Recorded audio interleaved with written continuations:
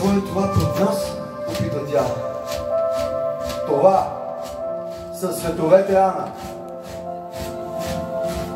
Ето, виждаш ли? Всичко се върти кръгообразно под нас.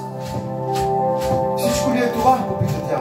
Да, каза Йон. А ние? Ние къде сме? Чуй ме, Ана. Ти знаеш, че ние отчитаме времето и реалността по това, което си спомняме за нас. За всичко, което се е случило, ние бъркаме назад в спомените си. Ако не бяха те, ние нямаше да знаем кои сме. Следователно, нямаше да ни има.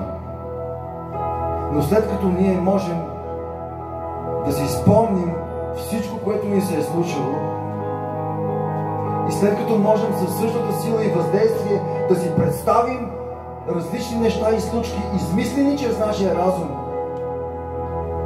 то тогава къде е разликата между това, което се е случило и това, което си представяме? Няма разлика. Това означава, Ана, че ние никога не сме съществували. Не сме били. Няма ни сега, а и никога няма да бъдем. Никога. Ана го погледна просълзено. Слънцето зарядваше далеч зад тях. Йон каза: ние сме птици, Ана. Разбери крила и ме последвай. Страх ме, отговори тя. Не се плаши. Така е трябвало да стане. И той разпери криле и полетя в огромната бездна. Световете се впръснаха в безпорядък. Светлината се свина кълбо и простена оплашено. Йон каза: Ана, ела! Аз виждам отвъд смъртта! Ана разтвори криле и полетя в огромната бездна. Последното, което се чу, беше: почакай, не мога без теб в нощта.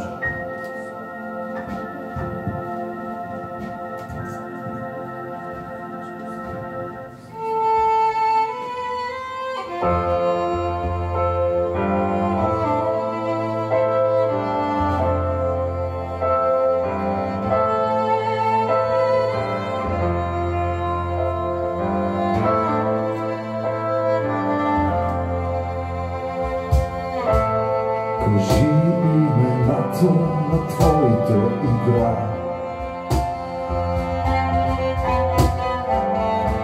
Създадени в моята детска кутия. До утре ще бъда твой верен слуга.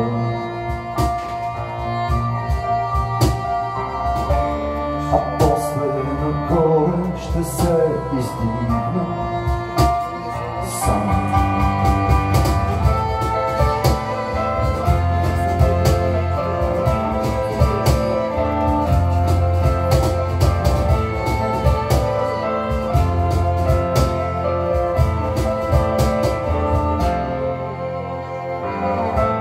Природата чука на моята врата. С усмивка перверзна крилата ми вдига. Така ще прекараме вечерта.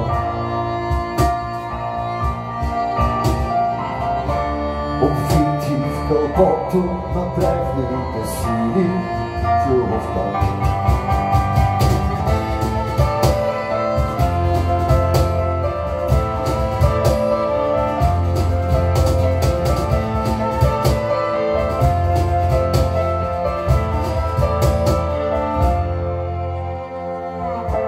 Когато достигнах ръба на скалата, наведох се и видях града, в който империи, черни и златни въртят се под мен сега.